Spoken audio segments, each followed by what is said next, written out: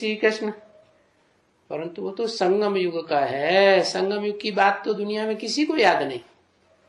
शास्त्रों में है सारी संगम युग की बातें, लेकिन ये किसी की बुद्धि में नहीं है कि ये संगम युग भी कोई युग होता है जिसमें पुरुषोत्तम युग भी होता है ना। ये भी तो हिसाब है ना कि 100 वर्ष। ये तो 1250 वर्ष है ना। सतयुग के, त्रेता के, द्वापर, कलयुग के एक एक युग के 1250 वर्ष है ना। तो ये 100 वर्ष का क्या हिसाब। इन 100 वर्षों में चारों युगों की शूटिंग होती है।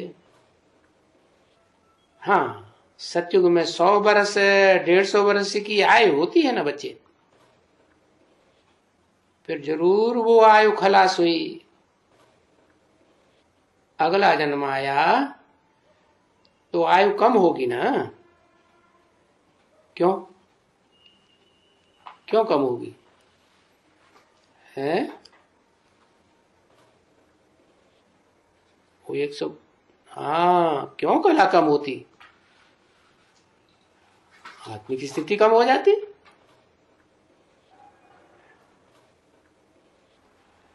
अरे आयु कम होने का, कला कम होने का कारण हुआ भोग वासना। देवताएं भी तो भोग ही होते हैं ना। है कर्मेंद्रियों से सुख नहीं भोगते, भ्रष्ट इंद्रियों से। ज्ञान इंद्रियों से तो सुख भोगते हैं ना। ज्ञान इंद्रियों में भी नंबरवार। तो सतयुग के पहले जन्म के बाद कुछ न कुछ आयु कम हो जाती है। कोई की 1 वर्ष एक आयु होगी तो कहेंगे कम हो गई। तो 84 जन्म की आयु, तो 83 जन्म की भी तो आयु वो आने वाले होंगे ना। फिर 82 जन्म भी आने वाले होंगे।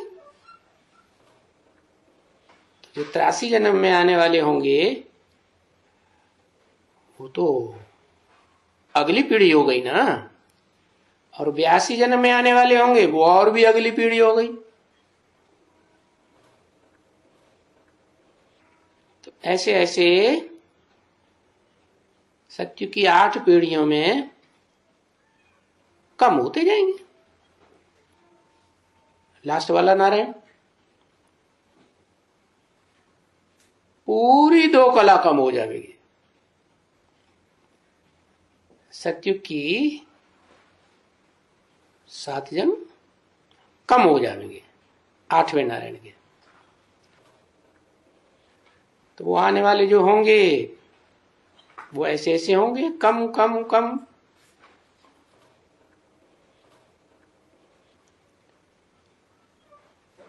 तो उनमें आयु भी कम होगी, आत्मा की शक्ति पावर भी कम होगी।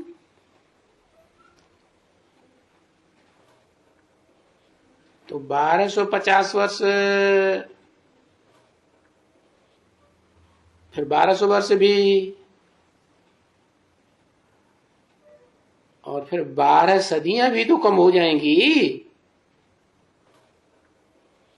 सदियां माने 100 साल।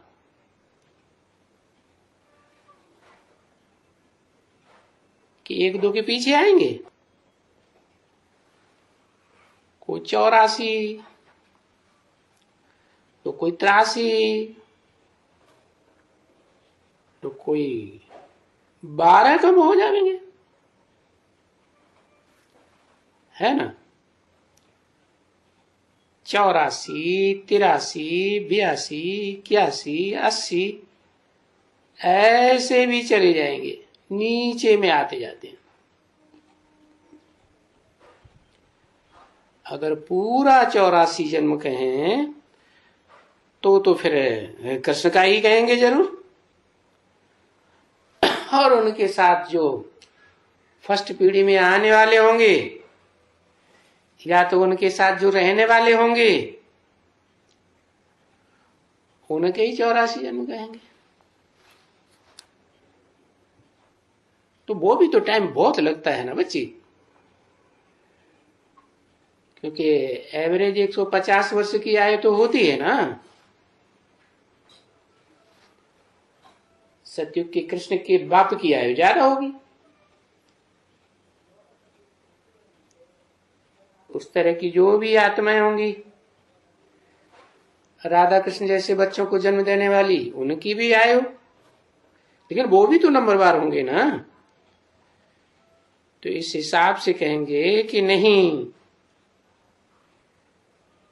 सिर्फ कृष्ण एकदम पूरा 84 जन्म लेता है,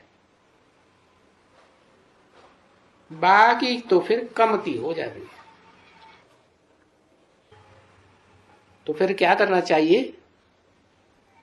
कम को पकड़ना चाहिए या मुख्य को पकड़ना चाहिए? मुख्य को पकड़ना चाहिए।